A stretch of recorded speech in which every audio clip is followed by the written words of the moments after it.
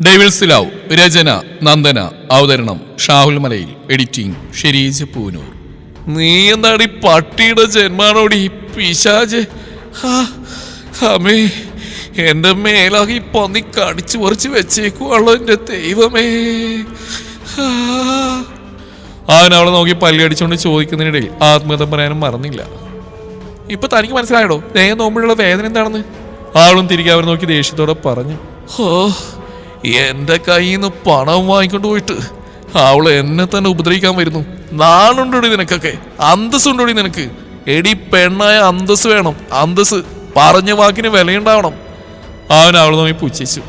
അതേടോ, എനിക്ക് ഇത്തിരി അന്തസ് കുറവാ. ഞാൻ തന്റെ കയ്യിൽ നിന്ന് പണം വാങ്ങുന്നതിൽ താൻ ചെയ്യുന്ന എന്ത് വൃത്തിയോട് സഹിക്കുന്നു കരുതരുത്. അവളും അവൻ നോക്കി പുച്ഛിച്ചു. അതിന് ഞാൻ എന്ത് വൃത്തിയേടാടി നിന്നോട് ചെയ്ത്?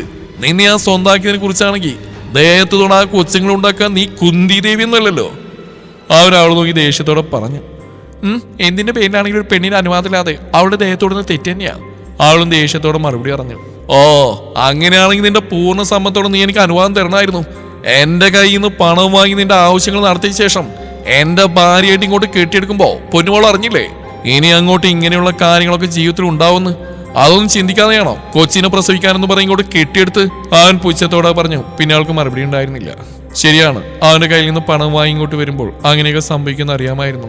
എന്നിട്ടും തന്നെ നിവൃത്തികേട് കൊണ്ട് സമ്മതിക്കേണ്ടി വന്നതാണ്. പക്ഷെ അതിന്റെ പേരിൽ തന്നെ ബലമായിട്ട് പ്രാപിക്കുന്നത് തെറ്റല്ലേ? അവൾ ആലോചനയോടെ ഇരുന്നു. കാശെണ്ണി വാങ്ങിക്കുമ്പോ ഈ ഫിലോസഫി ഒന്നും കണ്ടിരുന്നില്ല. ഇപ്പൊ വാങ്ങിയ പണത്തിനുള്ള ജോലി ഞാൻ പറഞ്ഞപ്പോ അവള് ഫിലോസഫിയും കൊണ്ട് വന്നിരിക്കുന്നു. അവൻ അവൾ നോക്കി പുച്ഛത്തോടെ പറഞ്ഞുകൊണ്ടിരുന്നു. അപ്പോഴവൾ മൗനമായി ഇരുന്നതേ ഉള്ളൂ. സത്യത്തിൽ അവൻ ആ പറഞ്ഞതിനൊന്നും അവൾക്ക് മറുപടി ഉണ്ടായിരുന്നില്ല. സത്യത്തിൽ നിന്റെ കാര്യത്തിൽ ഞാൻ ചെയ്ത ഏറ്റവും വലിയ മണ്ടത്തരാ ഈ വേലി കിടന്ന പാമ്പിനെ എടുത്ത് കൂടെ കൊണ്ടുവന്നെന്ന് പറയില്ലേ, അതാ നിന്നെ എടുത്ത് തലയിൽ വെച്ചുകൊണ്ട് ഞാൻ ചെയ്ത്. അവൻ പറഞ്ഞിട്ട് ആളവനെ കൂർപ്പിച്ചു നോക്കി. എന്താണ് ഈ നോക്കി പേടിപ്പിക്കുന്നത്? ഞാൻ പറഞ്ഞ ശരിയല്ലേ? നിന്നെ ഇങ്ങോട്ട് കെട്ടിയെടുത്തോണ്ട് വന്നിട്ട് ഉപദ്രവമുള്ള എനിക്ക് എന്തെങ്കിലും ഉപയോഗം ഉണ്ടായിട്ടുണ്ടോ? ഈ കാശ് കൊടുത്ത് കടിക്കുന്ന പട്ടി വാങ്ങിയ അവസ്ഥ അതാ നിന്റെ കാര്യത്തിൽ എനിക്ക് സംഭവിച്ച്. അവൻ അവളോ ഈ പുച്ഛത്തോടെ പറഞ്ഞു. വന്നു കയറിയപ്പോ തന്നെ എന്റെ അപ്പച്ചി എന്ന് എന്നിൽ നിന്ന് അകറ്റിയില്ലേ? ഇപ്പൊ എന്റെ അപ്പച്ചി എന്റെ മുഖത്ത് പോലും നോക്കുന്നില്ല, അറിയോടി നിനക്ക്? എന്നിട്ട് അവൾ ഇരുന്ന് ഫിലോസഫി അടിക്കുന്നു. അവൻ നിർത്താൻ ഉദ്ദേശമില്ലാത്ത പോലെ വീണ്ടും വീണ്ടും പറഞ്ഞുകൊണ്ടിരുന്നു. അപ്പോഴൊക്കെയും അവൾ മറുപടി ഒന്നും പറയാതെ മൗനമായി ഇരുന്നതേയുള്ളൂ.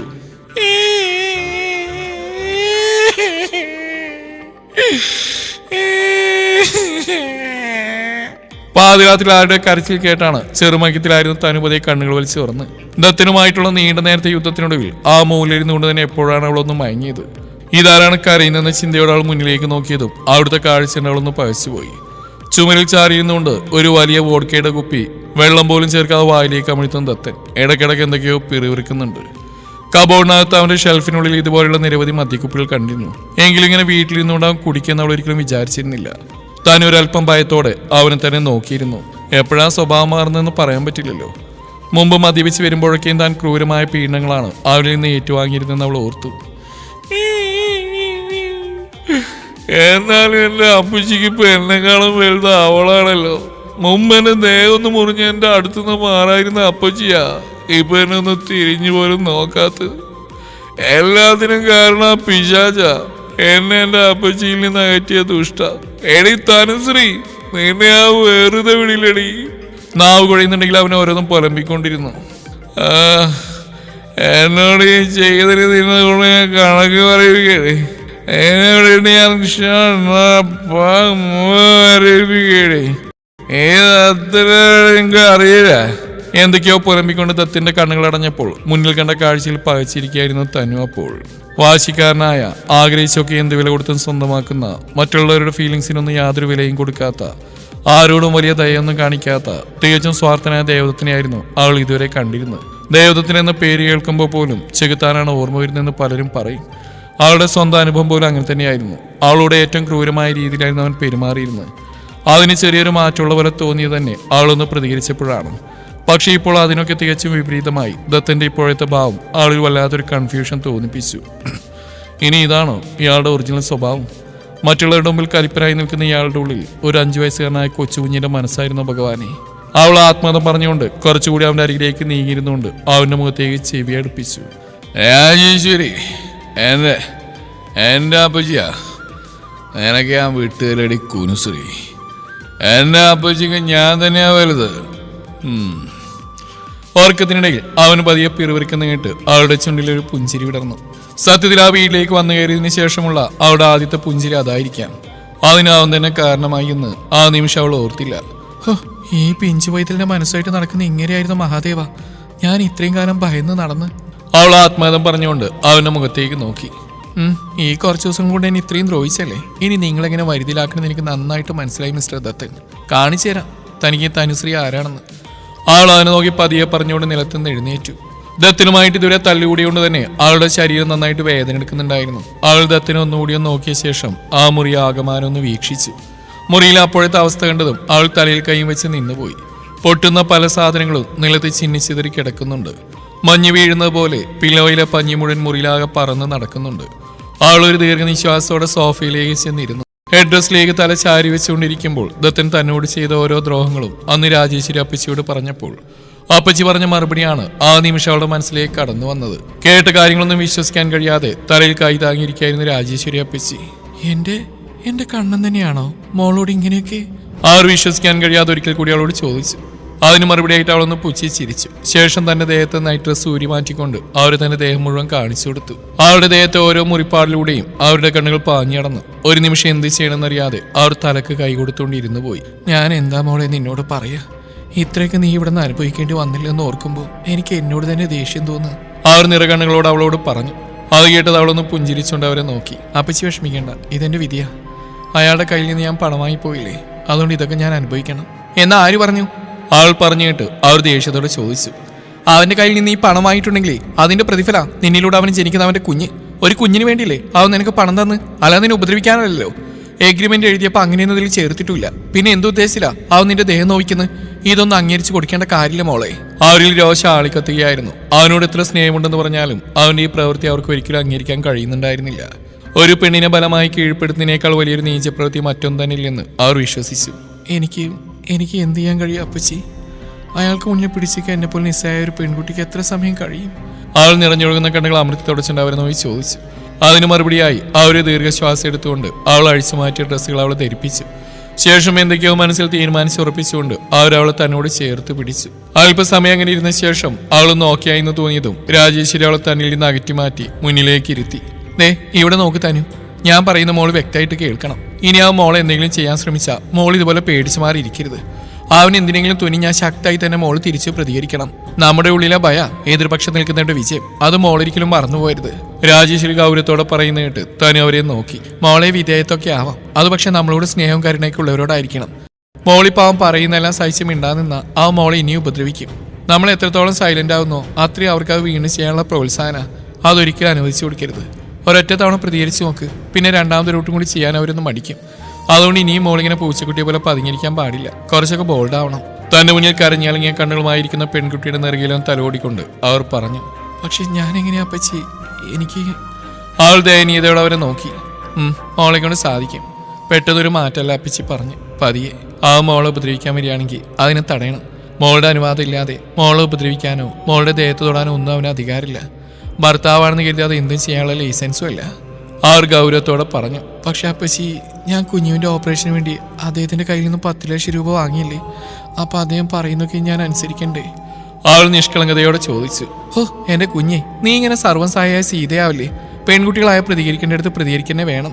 അതെ അപ്പച്ചി, ഞാനെങ്ങനെയാ അദ്ദേഹത്തെ കാണുമ്പോൾ തന്നെ എന്നെ മുട്ടിടിക്കും. അവരുടെ വാക്കുകൾ കേട്ടതും അവൾ ദയനീയതയോടെ പറഞ്ഞു. അത് നിന്റെ വെറും തോന്നല മോളെ. ഒരൊറ്റ തവണ നീ അവനെതിരെ പ്രതികരിച്ചു കഴിഞ്ഞാൽ പിന്നെ നിന്റെ ഉള്ളിൽ അവനോടുള്ള ഭയമെല്ലാം മാറിക്കോളും. ഒരു മനുഷ്യന്റെ ഏറ്റവും വലിയ ബലഹീനത എന്നത് അവന്റെ ഭയം മോളെ. നീ അവനെ ഭയപ്പെടും തോറും അതവന്റെ വിജയ. സ്ത്രീ എന്നാൽ അമ്മയാ, ദേവിയാ, ഭദ്രയാ, അതോടൊപ്പം തന്നെ അവൾ ദുർഗയും കാളിയുവാ. മോള് കേട്ടിട്ടില്ലേ, ഭൂമിയോളം ക്ഷമയുള്ളവളാണ് ഓരോ സ്ത്രീകളും. എന്നാൽ ആ ഭൂമിദേവി ഒന്ന് താണ്ടപാടിയുള്ള അവസ്ഥ നീ ഒന്ന് ആലോചിച്ച് നോക്ക്. ഈ ലോകം തന്നെ നശിക്കും. അതുകൊണ്ട് ഒരിക്കലും അവന്റെ മുമ്പിൽ നീ നിന്റെ ഭയം കാട്ടരുത്, പ്രതികരിക്കുക തന്നെ വേണം. അവർ പറഞ്ഞു കേട്ട് അവളൊരു നിമിഷം അവർ തന്നെ നോക്കിയിരുന്നു. വെറുമൊരു സാധാരണ സ്ത്രീ, എന്നിട്ട് എത്ര വിവേകത്തോടെയാണ് ഇവർ സംസാരിക്കുന്നത്. സ്വന്തം മകനെ പോലെ നോക്കി വളർത്തിയവനെയാണ് തനിക്ക് വേണ്ടി ഇവർ തള്ളി പറഞ്ഞിരിക്കുന്നത്. തനുവിന് അവരോട് വല്ലാത്ത സ്നേഹം തോന്നി. അവളവരെ മുറുകെ പുണർന്നു. താങ്ക് യു അപ്പച്ചി, അവളവരുടെ കവിളിൽ ചുംബിച്ചുകൊണ്ട് പറഞ്ഞു. അവരൊന്ന് പുഞ്ചിരിച്ചുകൊണ്ട് അവളെ ചേർത്ത് പിടിച്ചു. പിന്നെ മോളെ, നീ അവന്റെ കയ്യിൽ നിന്ന് 10 ലക്ഷം രൂപ വാങ്ങിയ കണക്ക് അവൻ ഇനിയും നിന്നോട് പറഞ്ഞുകൊണ്ടിരിക്കും. അതുകൊണ്ട് അതിനും കൃത്യമായിട്ടുള്ള മറുപടി തന്നെ നീ കൊടുത്തിരിക്കണം. അവർ പറഞ്ഞു. അവൾ എന്താണെന്ന അർത്ഥത്തിൽ സംശയത്തോടെ അവരെ നോക്കി. ആ പണം നിനക്ക് തരുമ്പോൾ അവൻ നിന്നെ ശാരീരികമായിട്ട് ഉപദ്രവിക്കുന്നോ, നിന്നെ ഇവിടെ ഇട്ട് കൊല്ലാകുലോ ചെയ്യുന്നോ, അങ്ങനെ എന്തെങ്കിലും അവൻ പറഞ്ഞിരുന്നോ? ഇല്ലല്ലോ. നിന്നിലൂടെ അവനൊരു കുഞ്ഞ്, അതിനുവേണ്ടി 2 വർഷം അവന്റെ ഭാര്യയായിട്ട് നിനക്കിവിടെ കഴിയാം, അങ്ങനെയായിരുന്നില്ല എഗ്രിമെന്റ്?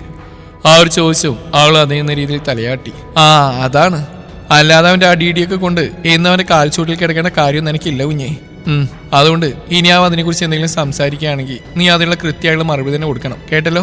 അവർ പറഞ്ഞു. അവൾ പുഞ്ചിരിയോടെ തലയാട്ടി. അപ്പൊ ഇനി തനുശ്രീ ചന്ദ്രശേഖർ ആരാണെന്ന് മനക്കിലെ ദേഹത്തെ അറിയാൻ പോകുന്നേ ഉള്ളൂ. ഓക്കെ ഓക്കെ അപ്പച്ചി. അവൾ സന്തോഷത്തോടെ അവരെ മുറുകെ പുണർന്നു. ഓർമ്മയിൽ നിന്നും തിരികെ വന്ന തനു ദത്തിനെതിരെ പ്രതികരിക്കാൻ തനിക്ക് ധൈര്യം തന്ന അപ്പച്ചിയോട് മനസ്സുകൊണ്ട് നന്ദി പറഞ്ഞു. ശേഷം ഒരു നെടുവീർപ്പോടെ അപ്പോഴും ചുമലിൽ ചാരിയുന്നുണ്ട് എന്തൊക്കെയോ പിറിവിറുക്കുന്ന ദത്തിനെ നോക്കി. അവന്റെ മുന്നിലിരിക്കുന്ന മദ്യക്കുപ്പിയിലേക്ക് അവളുടെ നോട്ടം ചെന്നും അവളുടെ കണ്ണുകളൊന്ന് കുറുകി. എന്തോ മനസ്സിൽ ഉറപ്പിച്ച പോലെ അവൾ അതിലേക്ക് നോക്കിയൊന്ന് പുഞ്ചിരിച്ചു. രാവിലെ ശക്തമായ തലവേദനയോട് കൂടിയാണ് ദത്തൻ കണ്ണുകൾ വലിച്ചു തുറന്ന് 2 കൈകൾ കൊണ്ട് നെറ്റിൽ അമർത്തി പിടിച്ചുകൊണ്ട് അവന് നിമിഷം അങ്ങനെ തന്നെ ഇരുന്നു. എന്തൊരു വേദനയാ! അവൻ നെറ്റിയിലൊന്ന് അമർത്തി ഒഴിഞ്ഞുകൊണ്ട് കണ്ണുകൾ ചിമ്മി തുറന്നു. പെട്ടെന്ന് മുന്നിലെ കാഴ്ചണ്ടതും അവന്റെ കണ്ണുകളൊന്ന് കുറുകി. സോഫയിൽ നീണ്ടു നിവർന്ന സുഖനിദ്രയിൽ കിടക്കുന്ന തനു 2 കൈകളും മടക്കി കവിൾ തടത്തിലേക്ക് വെച്ച് ഒരു കൊച്ചു കുഞ്ഞിന്റെ നിഷ്കളങ്കതയോടെ കിടക്കുന്നവളെ ദത്തൻ ഒരു നിമിഷം നോക്കി നിന്നു. അവന്റെ കണ്ണുകൾ അവളുടെ മുഖത്തേനെ തറഞ്ഞു നിന്നു. ഇന്നലത്തെ അംഗത്തിന്റെ പരിണിത ഫലം എന്ന പോലെ പില്ലോയിലെ പഞ്ഞിയെല്ലാം അവളുടെ തലമുടിയിലും ദേഹത്തൊക്കെയായി പറ്റിപ്പിടിച്ചിട്ടുണ്ട്. ഒരു നിമിഷം അവിടെ ആ കോലം കണ്ടത് അവന് ചിരി വന്നു. പെട്ടെന്ന് അവളൊന്ന് മൂരി നിവർന്നുകൊണ്ട് കൈയുയർത്തി തലയ്ക്ക് മീതെ വെച്ച് കിടന്നു. ആ നിമിഷം അവൾ ധരിച്ചിരുന്ന ക്രോപ്പ് ടോപ്പിന്റെ പകുതിയും മുകളിലേക്ക് ഉയർന്നു. അവളുടെ വയറിന്റെ 3/4 ഭാഗവും അവന്റെ മുന്നിൽ അനാവൃതമായി. ഒരു നിമിഷം ആ കാഴ്ച കണ്ടുകൊണ്ടിരുന്ന അവന്റെ കണ്ണുകളൊന്ന് വിട്ടന്നു. അറിയാതെ അവന്റെ നാവിൽ നിന്നൊരു ശബ്ദം പുറത്തേക്ക് വന്നു. അവൻ അവിടെ അണിവയറിലേക്ക് തന്നെ ഒരു നിമിഷം നോക്കിക്കൊണ്ടിരുന്നു. വെളുത്ത വയറിന്റെ മധ്യഭാഗത്തായി കാണപ്പെടുന്ന ആഴത്തിലുള്ള പൊക്കിൾ ചുഴിയിൽ അവന്റെ കണ്ണുകൾ തറഞ്ഞു. ഇവളെന്നെ വഴിതെറ്റിക്കും. അവൻ പിറുപിറുത്തുകൊണ്ട് അവൻ പതിയെ നിലത്തുനിന്ന് എഴുന്നേറ്റ്. ശേഷം 2 കൈകളും ഉയർത്തി മൂരി നിവർന്നുകൊണ്ട് അവളുടെ അരികിലേക്ക് ചെന്നു. അവളുടെ സമീപത്തായി മുട്ടൂത്തിയിരുന്നു. അവളുടെ മുഖത്തേക്ക് നോക്കിക്കൊണ്ടിരുന്ന അവന്റെ മുഖം പതിയെ ആർദ്രമായി. ചുണ്ടിലൊരു പുഞ്ചിരി തെളിഞ്ഞു. അവളുടെ വെണ്ണ നിറമാർന്ന കുഞ്ഞു വയറിലേക്ക് തന്നെ അവന്റെ കണ്ണുകൾ ഇടയ്ക്കിടെ നീണ്ടു പോയിക്കൊണ്ടിരുന്നു.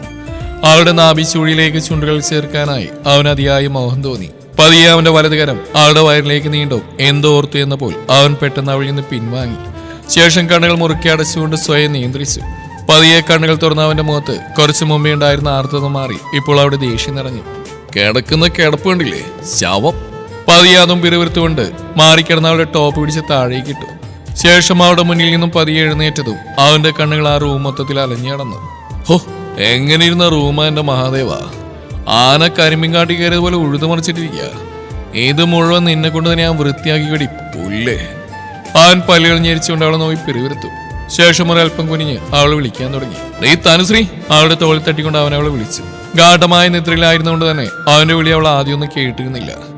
അവൾ എഴുന്നേൽക്കുന്നില്ലെന്ന് കണ്ടതും അവൻ ദേഷ്യത്തോടെ അവൾ വീണ്ടും തട്ടി വിളിച്ചു. നീ തനുശ്രീ, എഴുന്നേൽക്കടി അങ്ങോട്ട്! തോളിൽ കുറച്ചുകൂടി ശക്തിയിൽ അവൻ അടിച്ചു. അവൾ വേദനയോടെ ചാടി എഴുന്നേറ്റു. എന്താണ് നിങ്ങൾക്ക് വേണ്ടത്? മനുഷ്യനൊന്നും ഉറങ്ങാൻ പോലും സമ്മതിക്കില്ലേ നിങ്ങൾ? അവൾ തോളൊന്നൊഴിഞ്ഞുകൊണ്ട് അവനെ നോക്കി ദേഷ്യത്തോടെ ചോദിച്ചു. ഓ, നിന്നെ ഇവിടെ കിടത്തി ഉറക്കാൻ വേണ്ടിയിട്ടാണല്ലോ 10 ലക്ഷം രൂപ നിന്റെ കയ്യിലോട്ട് എണ്ണി തന്ന് നിന്നെ ഇങ്ങോട്ട് കെട്ടിയെടുത്തത്. അവൻ അവളെ നോക്കി ദേഷ്യത്തോടെ പറഞ്ഞു. അവൾ തിരികെ അവനെ നോക്കി പല്ലിയടിച്ചു. എന്താണ് ഈ ഉണ്ടക്കണി നോക്കി പേടിപ്പിക്കുന്നത്? താൻ കുറെ നേരമായിട്ട് പറയുന്നുണ്ടല്ലോ ഞാൻ തന്റെ കയ്യിൽ നിന്ന് 10 ലക്ഷം വാങ്ങിച്ചു 10 ലക്ഷം വാങ്ങിച്ചു എന്ന്. ഞാൻ ആ 10 ലക്ഷം രൂപ വെറുതെ വാങ്ങിച്ചൊന്നുമില്ലല്ലോ. അതിന് പകരം താൻ എന്റെ കയ്യിൽ നിന്ന് എഗ്രിമെന്റ് എഴുതി സൈൻ ചെയ്ത് വാങ്ങിച്ചില്ലേ? ഒന്നും ആലോചിക്കാതെ അവൾ വിളിച്ചു പറഞ്ഞു. അവന്റെ ചുണ്ടിൽ പുഞ്ചിരി മിന്നി മാഞ്ഞു. ആണോ, ഞാൻ നിന്റെ കയ്യിൽ നിന്ന് എഗ്രിമെന്റ് എഴുതി വാങ്ങിച്ചോ? ഗൂഢമായ പുഞ്ചിരിയോടെ അവൻ അവളെ നോക്കിക്കൊണ്ട് ചോദിച്ചു. ആ, വാങ്ങിച്ചു. അവന്റെ മനസ്സിൽ എന്താണെന്ന് മനസ്സിലാക്കാതെ അവൾ അവന്റെ മുഖത്ത് നോക്കി വീറോടെ പറഞ്ഞു. ശരി, എങ്കിൽ നീ പറയും, ഞാൻ എന്തു പറഞ്ഞുകൊണ്ടാ നിന്റെ കയ്യിൽ നിന്ന് എഗ്രിമെന്റ് എഴുതി വാങ്ങിയത്? എന്തായിരുന്നു നമ്മൾ തമ്മിലുള്ള എഗ്രിമെന്റ്? അവൻ തന്റെ 2 കൈകളും മാറിൽ കെട്ടി കുറച്ചുകൂടി അവളുടെ മുന്നിലേക്ക് കയറിയുന്നോണ്ട് ചോദിച്ചു.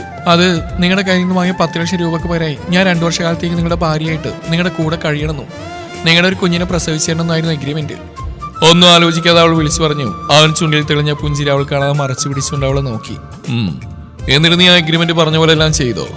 പെട്ടെന്നുള്ള അവന്റെ ചോദ്യത്തിൽ അവൾ പകപ്പോടെ അവന്റെ മുഖത്തേക്ക് നോക്കി. അപ്പോൾ മാത്രമാണ് അവൻ എന്താണ് ഉദ്ദേശിച്ചതെന്ന് അവൾക്ക് മനസ്സിലായത്. ഒരു നിമിഷം അവൾ അവന്റെ മുഖത്തേക്ക് തന്നെ സൂക്ഷിച്ചു നോക്കി. മുഖത്ത് ഗൗരവമാണെങ്കിലും കണ്ണുകളിൽ തെളിഞ്ഞു നിൽക്കുന്ന കൗശലം അവൾക്ക് പെട്ടെന്ന് തന്നെ മനസ്സിലായി. അവളൊന്നും മിണ്ടാതെ ആ നിമിഷം അവനെ തന്നെ നോക്കി നിന്നു. ചോദിച്ച കേട്ടില്ലേ തനുശ്രീ, എഗ്രിമെന്റിൽ പറഞ്ഞ പോലെ ഒക്കെ നീ ചെയ്തോന്ന്? അവന്റെ ശബ്ദത്തിൽ കുറച്ചുകൂടി ഗൗരവം നിറഞ്ഞു. അവൾ കണ്ണുകളൊന്ന് മുറുക്കി അടച്ചു തുറന്നു. ശേഷം മുഖമുയർത്തി അവനെ രൂക്ഷമായി നോക്കി. അവളുടെ നോട്ടം കണ്ടതും അവനവൾ നോക്കി മനോഹരമായി ഒന്ന് പുഞ്ചിരിച്ചു. എന്നാൽ അവൾക്ക് അവന്റെ ആ പുഞ്ചിരി കണ്ടതും അവൻ തന്നെ കളിയാക്കുന്ന പോലെയാണ് തോന്നിയത്. ഇയാൾ കൂടുതലങ്ങ് ചിരിക്കേണ്ട. എഗ്രിമെന്റിൽ പറഞ്ഞ പോലെ എല്ലാം ഞാൻ മാത്രം പാലിച്ചാൽ പോരല്ലോ. നിങ്ങൾക്കും അതൊക്കെ ബാധകമല്ലേ? എന്നിലൂടെ നിങ്ങൾക്കൊരു കുഞ്ഞിനെ കിട്ടണമെന്ന് മാത്രമേ എഗ്രിമെന്റിൽ പറഞ്ഞിട്ടുള്ളൂ. എന്നിട്ട് നിങ്ങൾ എന്നോട് അങ്ങനെയാണോ പെരുമാറിയത്? അവൾ രൂക്ഷമായ സ്വരത്തിൽ ചോദിച്ചു. അവൻ അവളെ നോക്കി. നമ്മൾ തമ്മിലുള്ള അഗ്രിമെന്റിൽ നിന്നിലൂടെ എനിക്കൊരു കുഞ്ഞിനെ വേണമെന്ന് മാത്രമല്ലായിരുന്നു ഉണ്ടായിരുന്നു. അത് നാച്ചുറലായിട്ട് തന്നെ വേണമെന്ന് അതിൽ കൃത്യമായിട്ട് എഴുതി ചേർത്തിരുന്നു. എന്ത് പൊന്നുമോളോ വായിച്ചു നോക്കില്ലായിരുന്നോ? അവൻ അവളെ നോക്കി ഒരു പുച്ഛത്തോടെ പറഞ്ഞു. അവൾക്ക് എവിടുന്നൊക്കെയോ ദേഷ്യം ഇരച്ചു കയറി. തുടരും ഈ കഥയുടെ ബാക്കി ഭാഗം നാളെ ഇതേ സമയം.